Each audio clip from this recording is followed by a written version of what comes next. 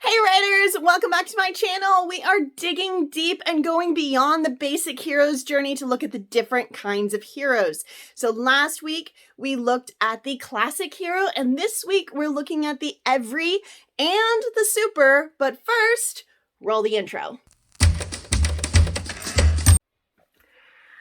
So the every hero. Now this one is in response to the classic hero, which was better than everybody else around them. They had that special talent or ability or quality that set them apart from everybody else, which was cool, but we wanted to see more characters that were like us, and that's where the every comes in. Now, the every is just a regular person with no extraordinary ability, but they are generally put in an extraordinary situation. And we see this a lot in fantasy stories, and we see it a lot in love stories. And we're going to look at one that is both, which is Elisa Maza from Gargoyles. Now, you may remember that we dug deep into the Xanatos Gambit and how Xanatos from Gargoyles is one of the best villains in Disney history. Yeah, I said it. And I mean it. He's awesome, and I think a great archetype for a villainy. But Elisa is a great every.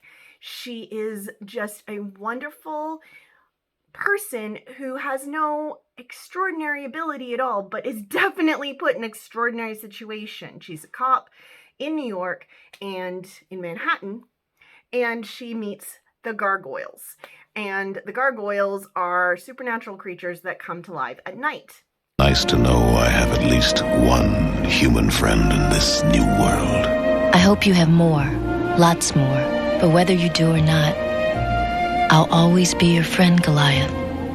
Same time tomorrow night? I wouldn't miss it. And Elisa befriends them, works with them, and is thrown into magical and extraordinary situations. Absolutely. And then the third element of an every is that they have this strong moral compass. He risked his life to save us all. That's what he does. That's who he is.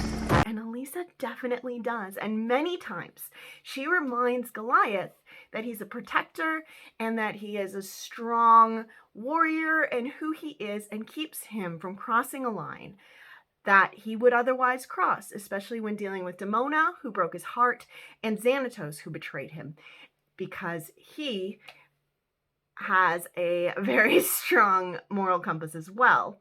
And realize it, but she brings in the due process of the law and says, no, we don't do that anymore, that we don't just come in and be vigilantes. We are going to do the due process and follow the law. And that is her strong moral compass. And she is wonderful, and I love her so much. So much. She's wonderful. But I promised you we wouldn't just talk about the every this time. We would also talk about the super, because the superhero is the extension of either the classic or the every. So a superhero is just what I said, somebody who is super. You start with a classic or you start with an every, and you add a superpower, and you have a superhero, right? So let's look at two of my faves. First, a classic. No, not that guy. My girl, Wonder Woman. All right, so you might argue that she is more in the epic category because she's of noble birth. But I would argue that Wonder Woman has a humble upbringing in that she is a stranger in our world. And especially when you look at the early Wonder Woman storylines, she is very naive and very lost and doesn't really understand what the world is like. And it takes, I believe his name's Steve. The name's Trevor. Steve Trevor. To give her the guidance to get through. Later Wonder Woman, we see she's worked that out, and she comes in strong and I Am Woman, Hear Me Roar, but early Wonder Woman is definitely trying to figure out what it means to be a woman in the human world, especially in the 1940s, when she was originated. Now, obviously, Wonder Woman has a great talent. She's super strong, she can fly, and she's got like her magic jewelry. So definitely has that super talent that sets her apart.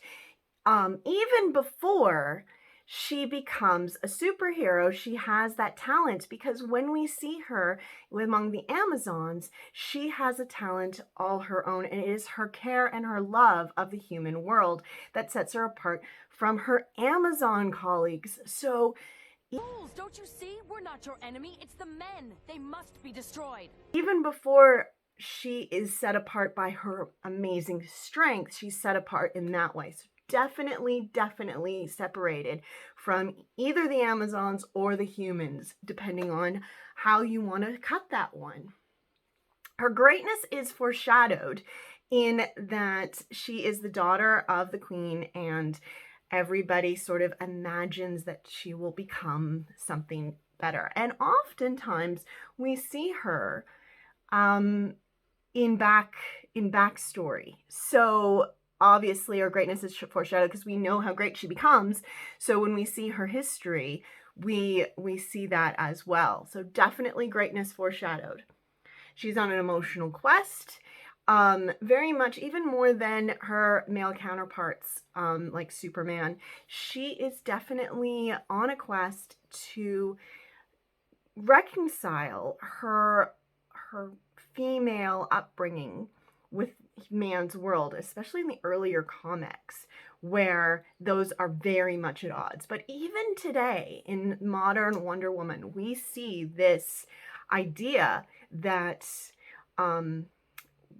women are great and women are strong, but that doesn't mean we have to put down men. And I love that about Wonder Woman, because feminism ain't just for women, y'all. Just saying. Battle with Pride. I think that you can say that about Wonder Woman from time to time. She's a princess. She sometimes feels a little bit maybe entitled.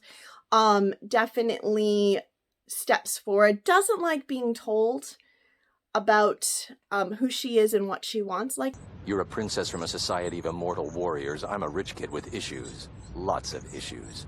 And 3, if my enemies knew I had someone special, they wouldn't rest until they'd gotten to me through her. Next. I always feel that her battle with Pride is justified, because she is, and has been since her onset, a symbol for feminism, and writers are very careful not to put her in the wrong when it comes to that sort of thing. However, she is a flawed character and does struggle sometimes. So I think that if you look really closely, you can see that battle with Pride. Let's move on. So, death. I feel that, you don't have to look far in a comic book to find themes of death. But with Wonder Woman, the fact that she's immortal brings in this sort of flip side of death, that she has to deal with seeing her colleagues and her love interests age and die before her eyes.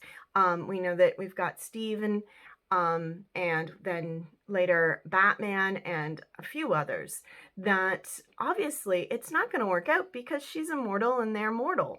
And that mortality, their mortality, makes her face her own immortality, which is sort of a flip side and a sort of sad look at how lonely immortality is, because when you're immortal, everybody you care about dies.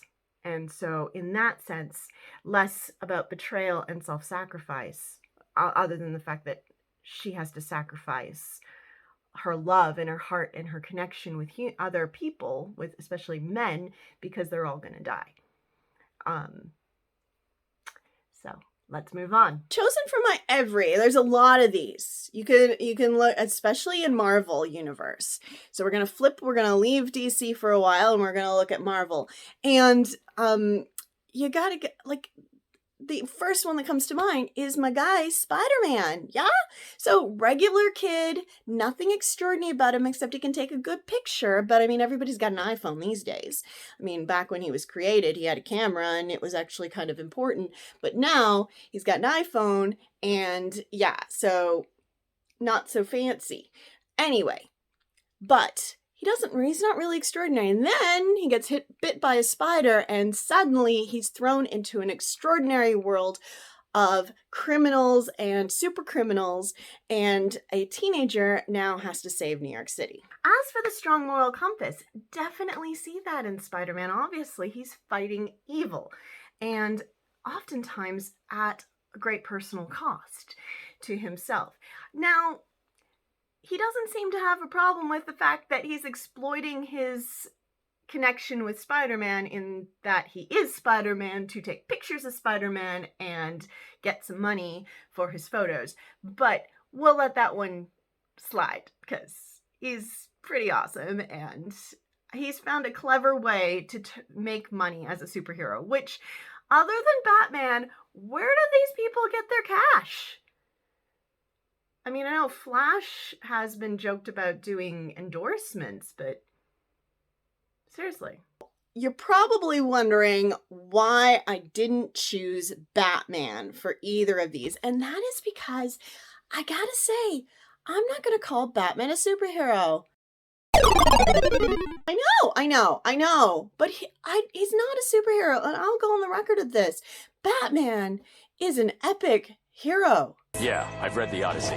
So 2 weeks, I'm going to break down the epic hero of Batman, but first, we're going to go to the tragic hero and have a look at my boy, Spike Spiegel from Cowboy Bebop. So hit that subscribe button, don't miss one of these videos, and if you want the downloadables, they are available at my Patreon account. Keep writing, see you next time.